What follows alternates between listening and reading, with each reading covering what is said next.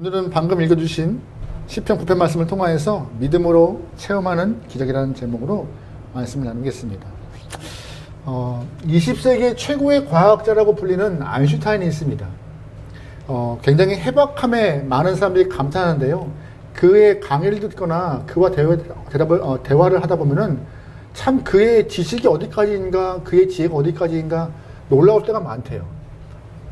하루는 그의 강의를 듣던 제자들이 선생님의 학문과 지혜와 지식은 어디서 오는 겁니까? 라고 묻는 그런 질문이 있었는데, 그때 아인슈타인이 실험실에 있던 그 비커를 발견했습니다. 비커에 물을 보고 나서 비커에서 물을 딱 손으로 찍어서 한 방울 뚝 떨어뜨리래요.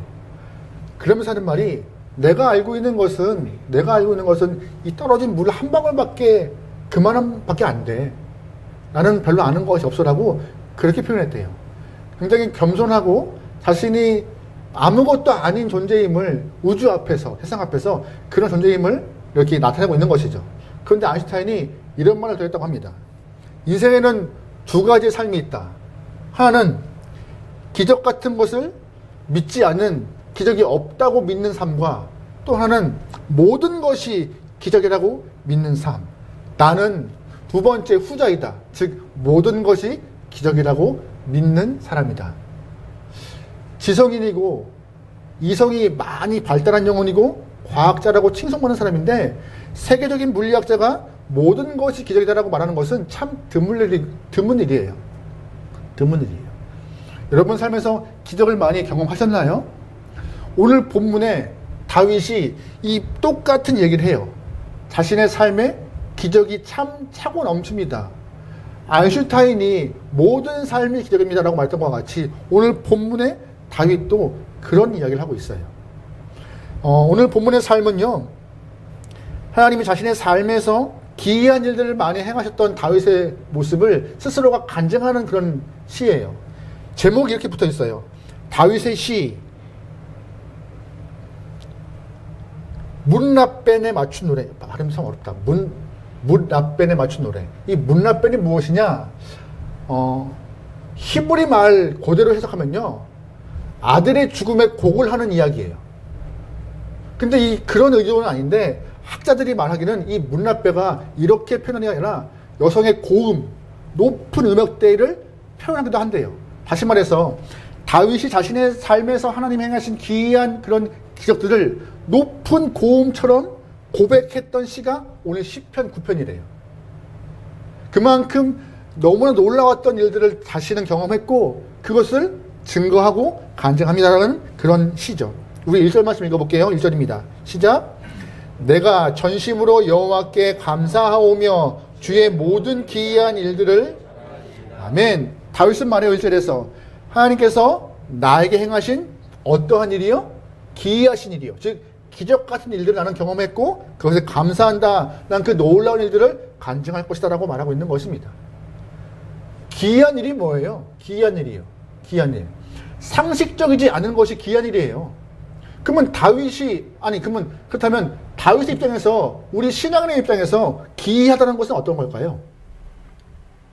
출애굽을 바탕으로 본다면요, 홍해가 갈라지고 구름 기둥과 불 기둥으로 막 이렇게 인도함이 있고, 또한 만나와 메추라기가 떨어지고 쓴물이 단물로 바뀌어지는 그런 역사들이 참 기이한 일일 것입니다.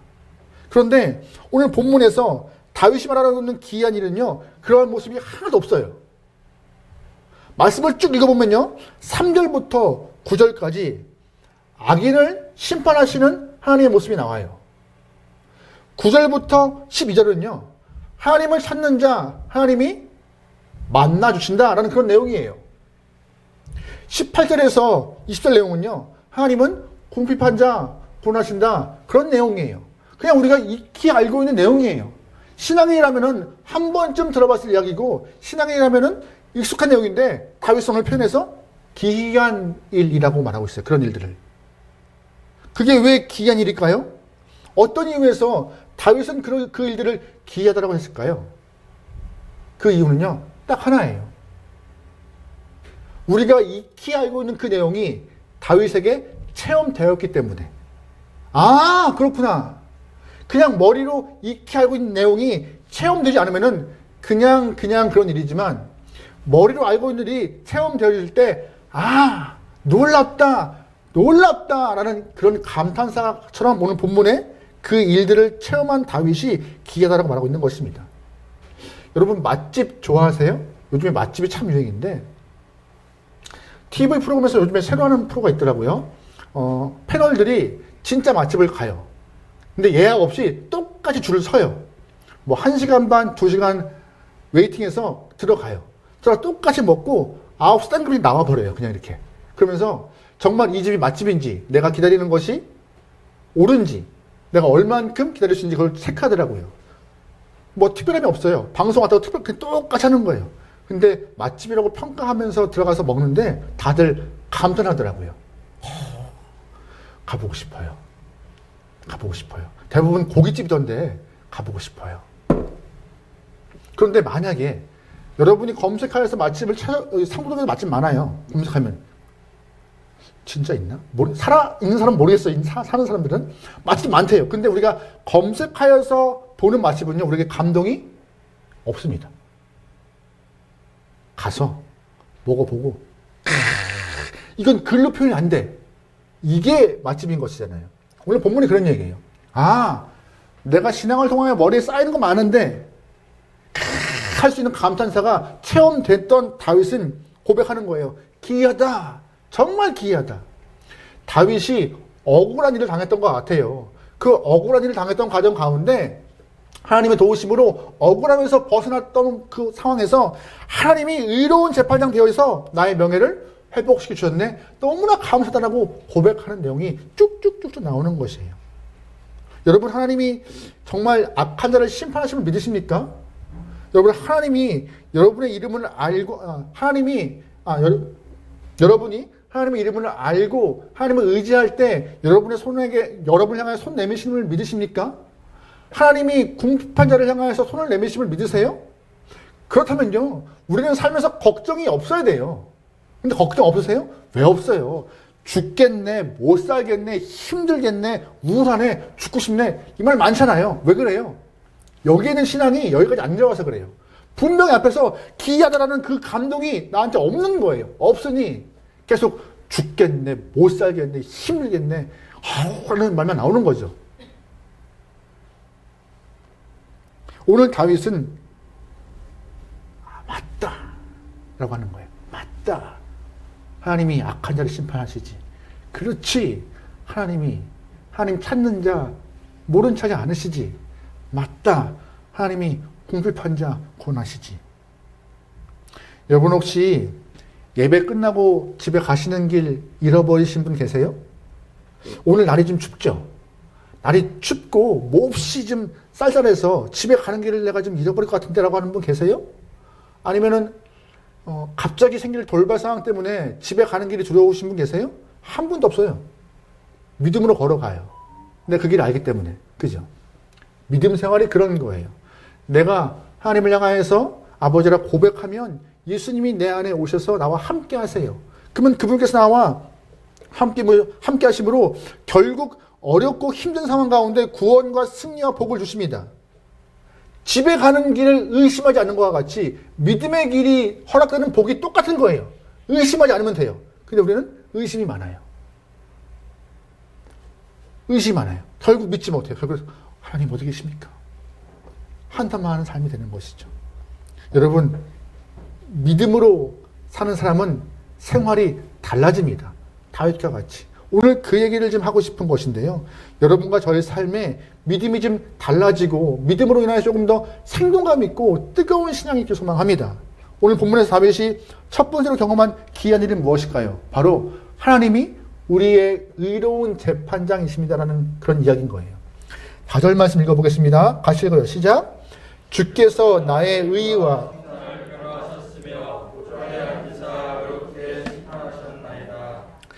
아멘. 여러분 4절 말씀 보면서 좀 이상하지 않으세요?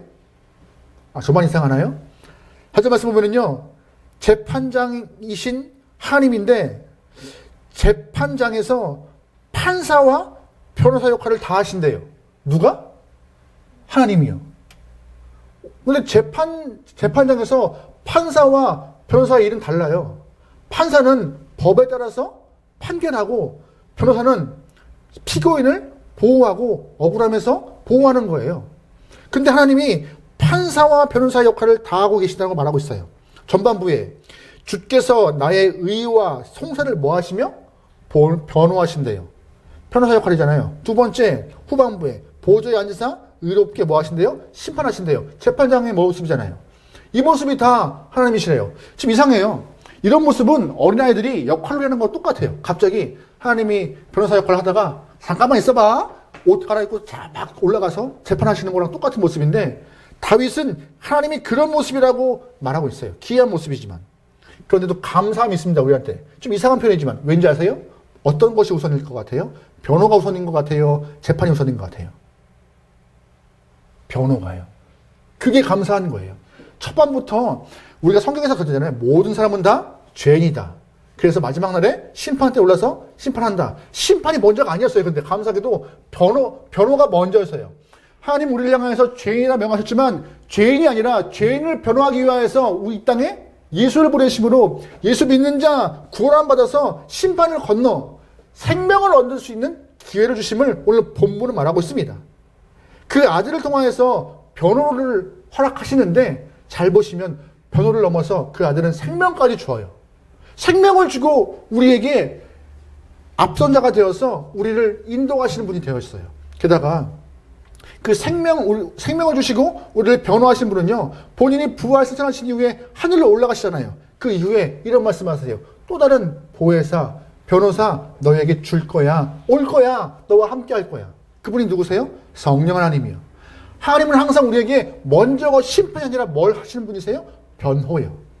보호하시고 지키시기 위해서 보혜사 주시는 분이십니다. 요한복음 14장 이런 말씀이 있어요. 같이 한번 읽어볼까요? 시작. 내가 아버지께 그가 또 다른 보혜사를 너희에게 주사 영원토록 너희와 함께 있게 하리니 그는 진리의 영이라. 세상은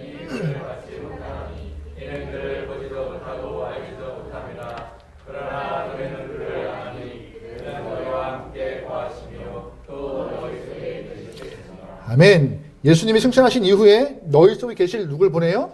또 다른 보혜사, 성령을 보내신대요. 잘 보세요. 근데 그 성령이 누구래요? 또 다른 보혜사. 즉 예수님이 보혜사 역할을 감당하시고 있던데 승천하신 이후, 부활 승천하신 이후에 그 역할을 누가 대신하는 거예요? 또 다른 보혜사, 성령 하나님께서요. 여러분 질문드리죠. 보혜사가 뭐예요? 보혜사. 보혜사. 혹시 PPT 나와 있는데 아세요? 그 다음, 네. 보혜사.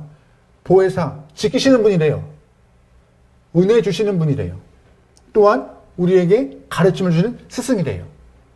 보호하시고 은혜 주시고 가르치는 분이 보혜사, 성령 하나님 또한 예수님이시래요.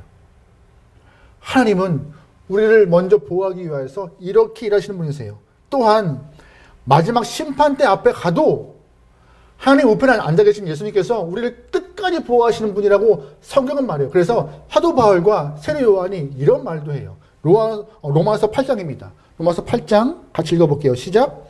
누가 정죄하리요 죽으실 뿐 아니라 다시 살아나신 이는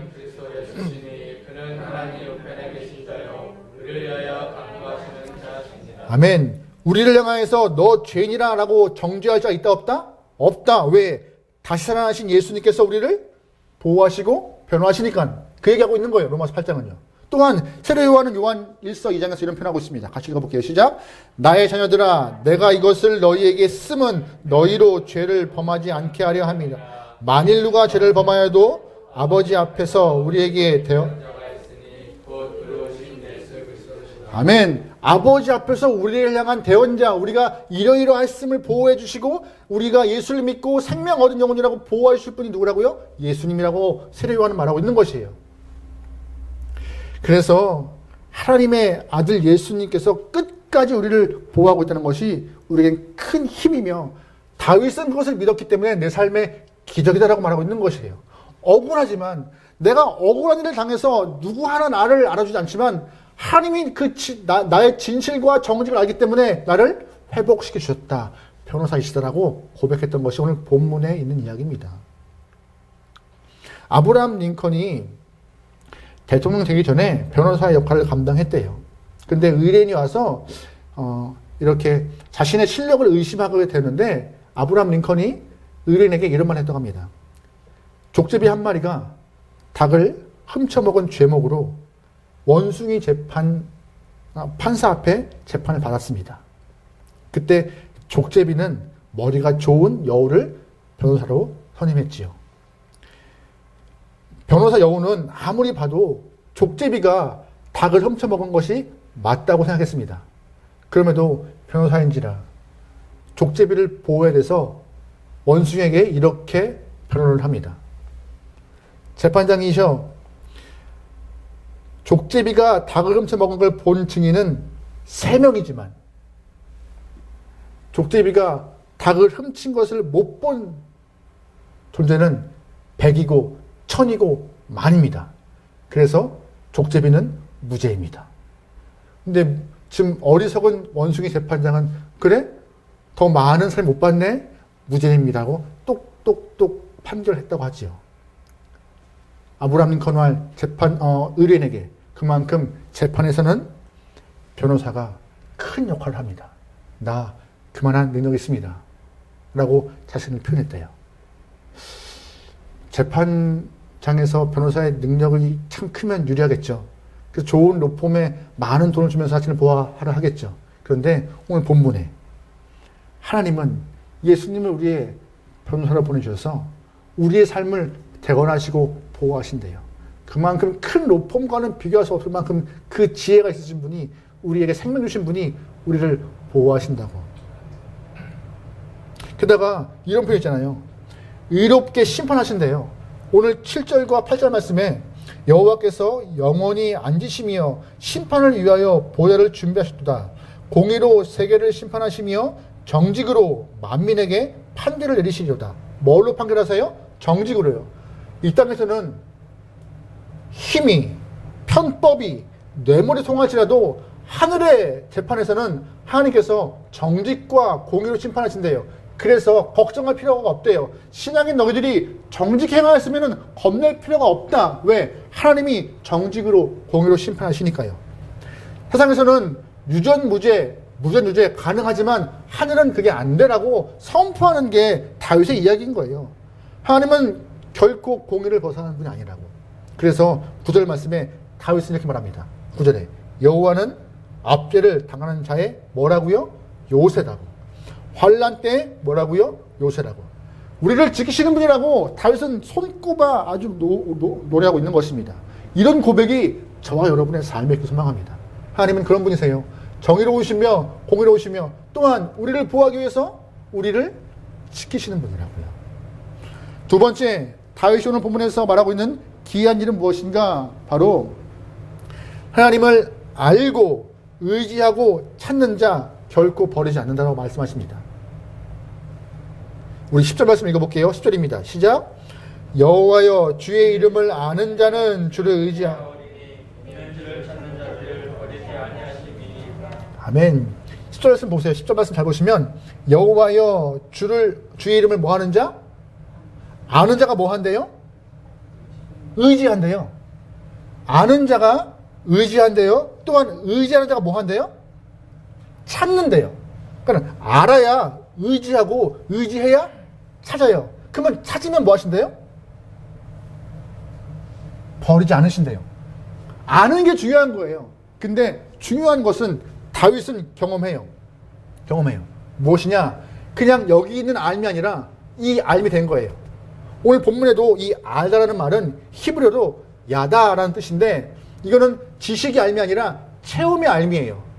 어렸을 때부터 목동으로 살았던 다윗은 그 힘든 여러 가지 상황 속에서도 하나님의 보호하심을 알았기 때문에 존재하심과 나를 보호하심을 느끼고 있던 것이에요. 그래서 내가 하나님 알고 내가 하나님을 의지하고 찾을 때마다 하나님 나를 버리지 않고 나에게 손을 뻗으시는 분이야 라고 다윗은 말하고 있는 것이에요. 그게 기이하고 신기한 일이라고 말하고 있는 것이에요. 알게 되면 의지하는 것이고 의지하면 찾게 된다. 이게 다윗의 삶이었고 신앙이었던 것입니다. 그런데 세상 사람들은요, 하나님을 모르기 때문에 찾지를 않아요. 그러니까 시작이 다른 거예요. 하나님을 모르니 의지를 할 수 없죠. 세상 사람들은 하나님을 모르니 의지하지 않고 뭘 의지하는 거예요?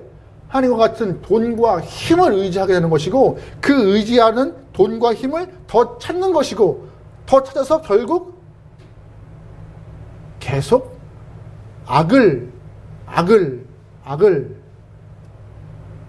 하지만 신앙에는요, 다윗은요, 그것이 아니다, 틀렸다.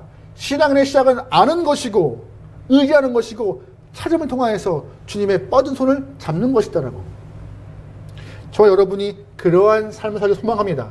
그런데 다윗이 알고 찾을 때 어떻게 보호하시 받는지 아세요? 참 이 표현 너무 아름다운 것 같아요. 사무엘상 25장 29절인데요. 이런 표현이 있어요. 같이 읽어볼게요. 시작. 사람이 일어나서 내 주를 쫓아 내 주의 생명을 찾을지라도 내 주의 생명은 내 주의 하나님 여호와와 함께 생명싸개 속에 쌓여 있을 것이요 내 주의 원수들이 생명은 몰매를 던질 듯 여호와께서 아멘. 나의 생명이 어디에 있대요? 하나님의 생명싸개 들어가 있대요. 하나님의 보호하심 가운데 생명싸개 들어있으니 누가 나를 흔들 거냐라고 하는 것이죠. 흔들 수 없다는 겁니다. 그러한 믿음이 강한 것이에요. 그러한 믿음.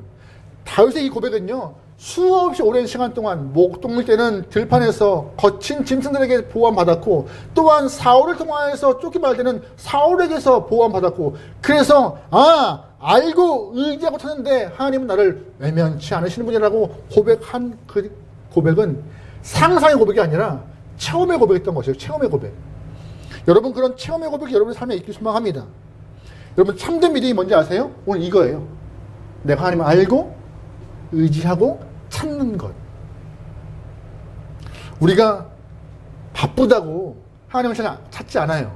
일이 급하다고 찾지 않아요. 좀 바쁘고 급하다고. 근데 솔직히 지금 이거 좀 잘 생각해보면요, 오히려 바쁘고 급하게 주님을 찾아야 되는 거 아닌가 몰라요. 하나님 바빠요. 이걸 좀 정리해주세요. 하나님 급해요. 어떻게 좀 해주세요. 이렇게 좀 하는 것이 우리의 모습이 되는데 그게 아닌 거예요. 그럼 반대로 여유 있으면 주님 찾으세요? 명절이나 여유 때, 시간 많을 때 오히려 주님 안 찾아요. 바빠도 안 찾고 여유가 있어도 안 찾아요. 왜 그럴까요? 아는데, 하나님이 나 여호와인 걸 아는데 그 아는 것이 여기 계지 않은 거예요. 오늘 본문에 그 알다, 야다라는 체험도 신앙이 체험이 아니라 여기 있는 거예요. 그러다 보니 바빠도 안 찾고 여유가 있어도 안 찾고 믿음의 수준이 그냥 여기에 성경 몇 줄도 아는 거를 멈춰 있는 것이죠. 하지만 다윗은 그러지 않았어요. 절대 그러지 않았어요. 체험적인 신앙. 그래서 여기 계신 제가 몇 번 강조했던 부분이 있는데, 특별히 여기 계신 부모님들은 자녀들이 체험적인 신앙을 좀 경험하도록 기도해 주시는 게 정말 필요한 것입니다. 어릴 때 아이들을 데리고 교회에 와요. 그러면 따라와요. 근데 고등학교 이후에 왜 안 오는지 아세요? 체험이 없기 때문에. 말 잘 듣고 쫓아오는데 그 이후 체험이 없기 때문에. 쉽지 않아요. 그래서 신앙을 심는 것이.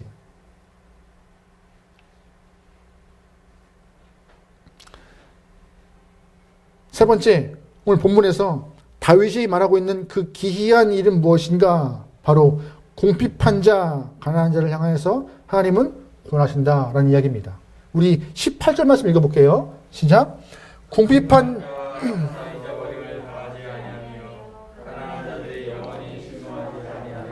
아멘. 잘 보시면 영원히 실망하지 않는데요. 이 땅에서의 실망, 하나님 왜 이렇지라고 할 수 있겠지만 그 삶이 우리가 끝이 아니라 영원까지 있기 때문에 하나님은 그 영혼들에게 풍족함을 허락하신대요. 그렇게 이해하셔도 돼요. 잘 보시면 세상은 가난한 사람들을 기억하지 않고 궁핍한 자를 귀찮아하지만 하나님은 그렇지 않다. 손 내밀고 뻗고 그를 위로하신다. 그를 세우신다. 그를 실망하지 마라 하시는 것입니다. 다윗이 사울에게 쫓길 때 풍족했을까요? 정말 궁핍했을 겁니다. 어려웠을 것입니다. 사람들은 그를 외면했고 다윗은 살기 위해서 미친 척까지 했던 사람이에요. 하지만 하나님은 그를 버리지 않으셨습니다. 다윗이 주님을 향해 손 뻗을 때 그를 잡아주시고 기도에 응답하셨죠. 그래서 다윗이 그 기이한 일들을 많이 경험한 그 다윗은 이러한 신앙 고백도 해요. 시편 18편 1절부터 3절입니다. 같이 읽어볼게요. 시작. 나의 힘이 되신 여호와여, 내가 주를 사랑하나이다. 여호와는 나의 반석이시요 나의 요새시요 나를 건지시는 나의 하나님이시요 내가 그 안에 피할 나의 다이시요 나의 방패시요 나의 구원의 뿌리시요 나의 산성이시로다. 내가 찬송받으실 여호와께 아뢰리니 내 원수들에게 구원을 얻으리로다. 아멘. 다윗의 이 고백과 기도는요, 그냥 본인이 배웠던 신앙교육의 고백이 아니었던 거예요. 들판에서 사울에게 쫓길 때, 또한 전쟁 가운데 그 많은 일들 가운데 경험했던 다윗은 하나님의 보호하심과 지키심이 있기 때문에 이런 고백, 나의 힘드신 여호와여, 산성이시며 요새이시며 구제수이시며 방패이시며 바위이시며 구원이라고 고백하고 있는 것입니다. 대한민국 교회 안에서 목사님들도 각자가 잘하고 있는 파트가 있어요. 특별히 가정사역이라는 파트가 있는데 가정사역에 굉장히 유명하신 목사님 중에서 정태기 목사님이라는 분이 계세요. 그분이 한 번은 소록도에 가서 예배를 드리시는 경우가 있었는데 뒤에 계신 분이 기도하는데 자꾸 그 기도말이 귓가에 때려들어요. 근데 그분이 구수한 아주 걸쭉한 충청도 사투리로 계속 기도하시는데 같은 말을 반복하시더래요. 하나님, 어떻게 가면 돼요? 어찌가 아파요, 하나님? 하나님, 계속 이 얘기를 하더래요, 계속. 어떻게 갚냐고. 그 정목사님 말 속으로 많이 뭔가 은혜가 있나 보다. 예배 끝나고 혹시 어떤 은혜가 있습니까? 라고 물어보니까는요. 자신이 소록도에서 문둥병을 앓고 있잖아요. 눈이 무너지고 손이 붙게 되자 자기 부인도 자기를 버리고 자녀도 자기를 버렸지만 하나님은 나에게 손을 뻗고 붙잡아 주셨다. 나를 외면치 않으셨다. 그 은혜 어떻게 갚을지 몰라서 하나님 어떻게 갚는 데요? 어떻게 갚는 데요, 하나님? 그 말밖에 할 게 없다, 하나님 앞에서. 그래서 목사인 본인이 큰 은혜 받고 왔다고. 요한복음 6장에 이런 표현이 있어요. 같이 한번 읽어볼게요. 아버지께서 내게 주시는 자는 다 내게로 올 것이요 내게 오는 자는 내가 결코 뭐한다? 내쫓지 아니한다. 내게 오는 자, 여러분이 발걸음이, 마음이, 심령이 주 앞에 옮겨서 주님의 손을 붙잡기 소망합니다. 하나님은 그러면 그 손 외면치 않으세요. 내게 왔니? 돌아왔니?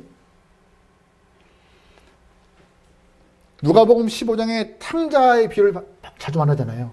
괘씸한 분이잖아요. 그 괘씸한 분이 다 잃고 돌아왔을 때 아버지가 너 받은 만큼 일하고 와. 이자 다 갚고 와 하면은 못 들어와요. 우리도 주 앞에 갈 수 없는 존재잖아요. 우리가 어떻게. 하지만 오는 자 결코 내쫓지 않으신대요. 그게 탕자의 아버지 모습을 비추어서 하나님의 마음을 좀 잘 드러내는 것이 아닌가.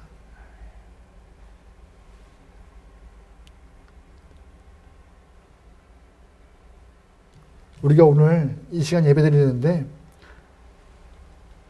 하나님께 나가지 못할 이유가 없어요. 왜? 예수님은 우리에게 해결 못할 죄가 없고 우리가 예수님이 필요 없다고 할 만큼 그렇게 능력 있는 영혼이 아니기 때문에 필요하고 주님이 우리 삶에 정말 필요하고 또한 나의 모든 것을 해결하실 분은 이 땅에 주님밖에 없기 때문에 우리는 그를 의지하고 나가야 하는 것 그것밖에 없습니다. 요즘 많이 힘들다고 해요. 또한 많은 분들이 두려움과 또 걱정과 항상 불안함을 갖고 있어요. 특별히 코로나 때문에 더 그러시는데요. 오늘 다윗을 보면서 오히려 감사하며 큰 목소리로 주의 기이한 일들을 좀 고백하는 여러분과 제 삶이 되면 좋겠습니다. 기억하세요. 하나님은 우리의 변호사이시며 재판장이십니다. 또한 하나님은 알고 의지하고 찾는 자를 외면치 않으시는 분입니다. 또 하나님은 궁핍한 자를 그냥 보내지 않으시고 그를 구원하시는 구원자이십니다. 그러기 여러분 머리로의 신앙이 아니라 다윗과 같이 가슴의 신앙을 품어서 아름다운 열매로 주님께 영광 돌리고 세상 앞에 다윗처럼 너희 그 기이한 일들 알아? 라고 고백할 수 있는 간증자의 삶을 살기를 주의 이름으로 축원합니다. 아멘.